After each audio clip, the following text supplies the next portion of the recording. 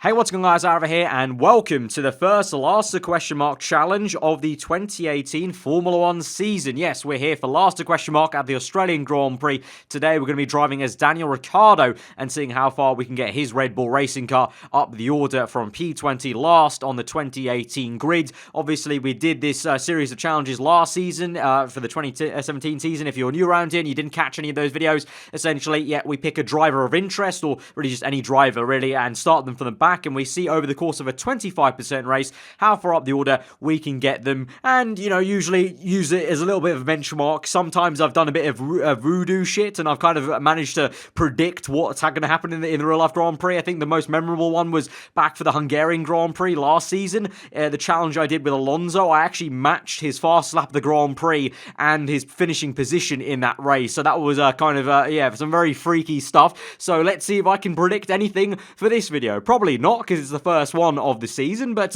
here we are then in the back of the grid, 25% race, so a usual one stop here, ultra soft tyres to the super softs here. Now, of course, with the 2018 mod on the 2017 game, the one thing I can't mod on is the halo, but don't worry, guys, I know you were going to miss it. So what we've done is we've done some little trickery photoshopping, and here we go. We're on board with Daniel Ricciardo, and we've got his halo on the 2018 Red Bull racing car. So here we go then to 5 red lights, and we're underway then for the Australian Grand Prix. 15 laps here, a 25% race, and let's see how far up the order we can get him from P20 on the grid. We're going to try and dive it down the inside for P16 at the moment. Easy does it into turn 1 there, as it obviously pinches through, and so on the inside of the Force Indycar of Sergio Perez, Pierre Gasly trying to go 3 wide. There was that Esteban Ocon, and Sainz doesn't work out for him. Sainz, though, does manage to send it down the inside of 2 cars, not only Ocon, but also I think that's Kevin Magnussen's Haas there, as we try and still navigate around the outside of Pierre Gasly, our junior kind of a so-called teammate, obviously in the sister Toro Rosso Honda team,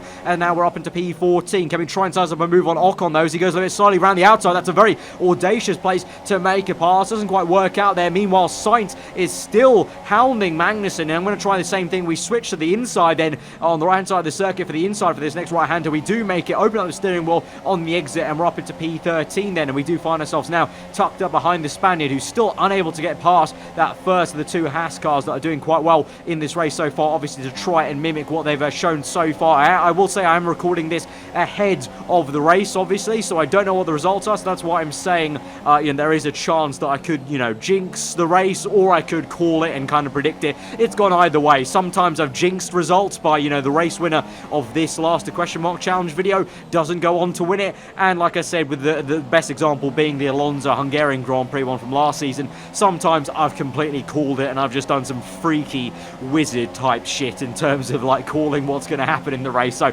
let's see if I can predict Daniel Ricciardo's position. Obviously, Ricciardo himself unfortunately has a 3-place grid penalty for Sunday's Grand Prix, so not exactly all the way to the back, but still nonetheless here to go further back and start further back from where he actually qualified. So let's see if we can maybe predict where he ends up here, as we're going quite rapidly through now through all these cars. We try and skate around, literally going opposite lock and literally gymkhaning it around the outside of Kevin Magnussen. Then we're up into P11, and so now it takes a little bit of time then to the end of lap 2 to catch up to the next car, which is the second Toro Rosso of Brendan Hartley. And in the corners you can clearly see the aero difference between the Red Bull and the Toro Rosso car, nearly kind of pushing Hartley through the last 2 turns here of lap 2, as we now move to the right hand side. Rich Mix open and flowing there, and going down quite rapidly, actually, you can see on the right hand side on the heads up display. So even in a 25% race in this mod, the fuel is quite crucial, so you have to be careful of that and not use we have to use Rich Mix quite sparingly even, so that adds a little bit more tactical prowess then to the last challenge. And of course, from last season, the AI have improved on this game from the game we used last year for all those challenges as well, so that's going to add to it as well. So we move on to lap 4 then, trying to close up to Nico Hulkenberg. Oh no, there's a retirement on the right hand side, and would you believe it, the absolute irony of it all, and Fernando Alonso is out of the Australian Grand Prix in this race. If I call that, you guys got to call me a wizard. If I've just predicted Fernando Alonso going out of the real Australian Grand Prix, his McLaren Renault, you guys have got to call me an absolute wizard and a half in the comments below. Okay, that's Wow, even the game's doing him still dirty in the 2018 mod there and retiring him out of the Grand Prix. Okay, then that's how it's going to be. So yeah, Fernando out of this Grand Prix, parked on the right side. It disallowed me to try and overtake Hulkenberg. I was going to try and make a move down the inside of turn 1 there for Nico. It didn't work out. I actually got flustered on the exit of turn 1. So it's taken us the entire lap then on lap 4 to close right back up to him, because I lost so much time on the exit of turn 1. So here we go into the last sector then, closing right back up, and we still skating around on the exit. Really a big tank zapper there on the exit. So clearly trying to push the limits of this car. I'm going to try and make a cheeky dive down the inside. It's a Ricciardo-esque dive bomb there. It's a lock up on the front left. We're going to try and look around the outside. Is it going to work? No, Hulkenberg just gets it, but Hulkenberg goes a little bit defensive, tries to go to the inside. I'm not having any of it. I move to the inside. I want the inside line. We opened up DRS, and here we go. Drag race down to turn 1. We've got that going a little bit wide there, using the green little bit of rumble strip, and we're up into P8 then. So definitely wringing the neck out of this Red Bull car to try and get it up the order. And we set the fast lap of the Grand Prix then as we move on to lap 6. We catch up to Fernando Alonso's teammate Stoffel Van Dorn, still going well in the second McLaren Renault there. Just behind, I think the next car up is Romain Grosjean, I think, in the Haas, I think I want to say. We'll have to see. Yeah, I think it is Grosjean there, but we're going to have to try and dispatch of Stoffel Van Dorn first. Of course, Van Dorn's going to be pretty good in the corners.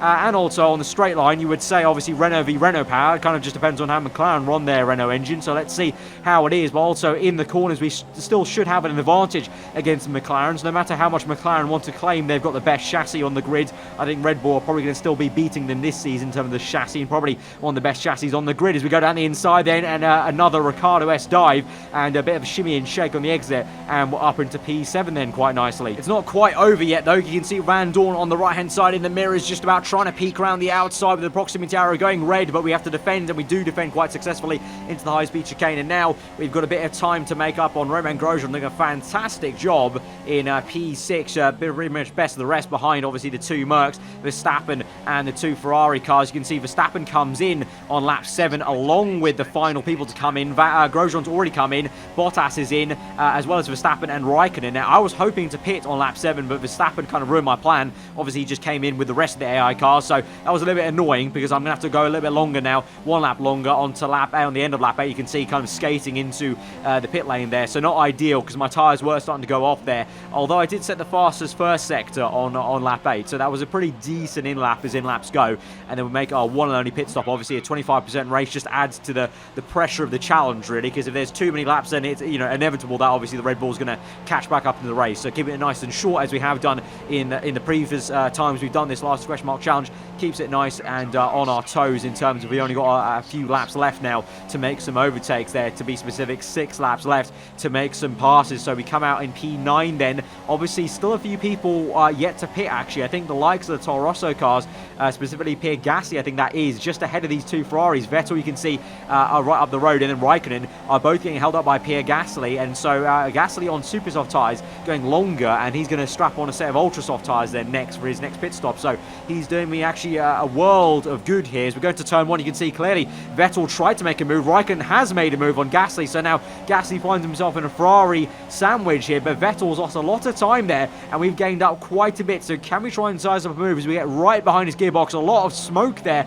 coming off the back. I think there was a lock up there from the Toro Rosso or the Ferrari car, and so now we sit behind patiently and try and wait for the time to make the move, try and make the pouncing overtake here, as we can maybe suss out a move down the inside of not only one but two cars. Didn't want to do that actually. I made the move on Vettel. I didn't actually want to make the move on Gasly, but Gasly was going so slowly into the apex there that my lunge just factored into making me a contact with him, so apologies there to Gasly, but we made the move anyway, and so that was a double overtake effectively over 2 corners. Not one I wanted to make. I was looking to make the lunge on Vettel only, and then dispatch of Gasly the next corner, but I'll take it. And then so we're up into P5 now eventually as we move on to lap 12, and now we're caught up behind Raikkonen, who is getting caught up behind Bottas, who's going slowly because he's just been overtaken literally I think on the previous lap by Max Verstappen, my teammate. So it's Hamilton that leads the way, and Verstappen now is waltzing off in second after making a move on Bottas, and now Raikkonen's going to make a move, so Bottas going slowly here, and so potentially it's going to be 3 wide between a Ferrari, Merc and Red Bull. Not quite. Raikkonen down the inside, balls are still there from the Iceman, keeps his cool,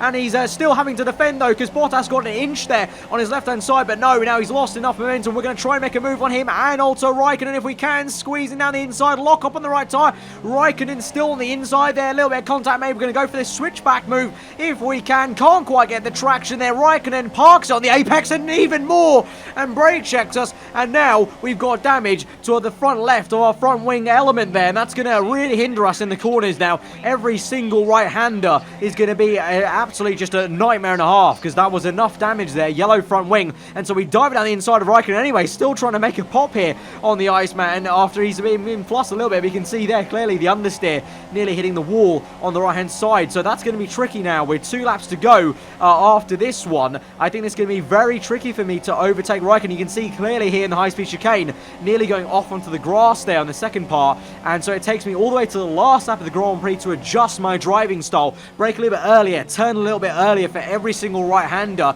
and adjust my driving style for the lack of downforce on that front left side of the front wing. And now we can try and make a pop in the similar place, this time a lot more confidence on the brakes, a little bit of lock up on the right hand side. Raikkonen does lock up as well, and we're going side by side there. We're going to use Rich Mix. We have used Rich Mix to get past, and now that means we're on minus fuel, so I have to go down to lean to make sure I don't run out of fuel on the line here. But that's going to be very, very annoying, because we go and exit the high speed chicane. Raikkonen's going to get a great run. I'm still in lean mix because I'm still on minus fuel, and Raikkonen and Vettel go either side of me. It's a Ferrari pinch. It's a wonderful three wide moment, and both Ferrari cars have overtaken me. Now you can see the understeer and dirty air kicks in, and only now have I got back into normal fuel. So the fuel, as I mentioned earlier, played a crucial part in this race, and it means that I won't be getting third place there. It'll have to be P5, and so we cross the line behind both Ferrari cars. So will that be where? Is that going to be where Daniel Ricciardo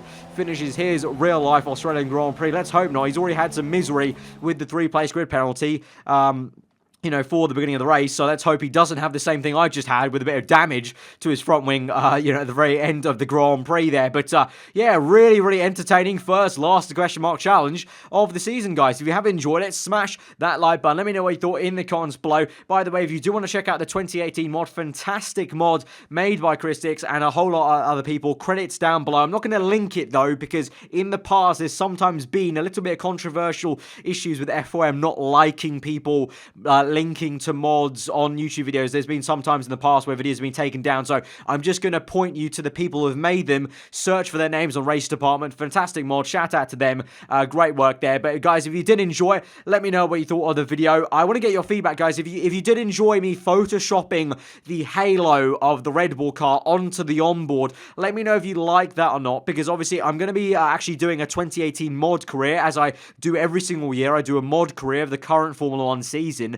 I'm not going to reveal what car I'm doing, but do you guys want me to mod the halo onto the onboard like I've done for this video, or do you want me to just leave it out? Obviously, it's your choice. For realism's sake, you know, I would say the halo goes on there, but obviously for aesthetics, it's not amazing. So I want to get your opinions on, do we go for a full-on realism there with the 2018 mod career, or do we just go for aesthetics? So let me know in the comments below. But yeah, if you're new around here, do get subscribed for weekly full-on content. I've been aarava. Hope you enjoy the rest of the day, and I will see you guys next time.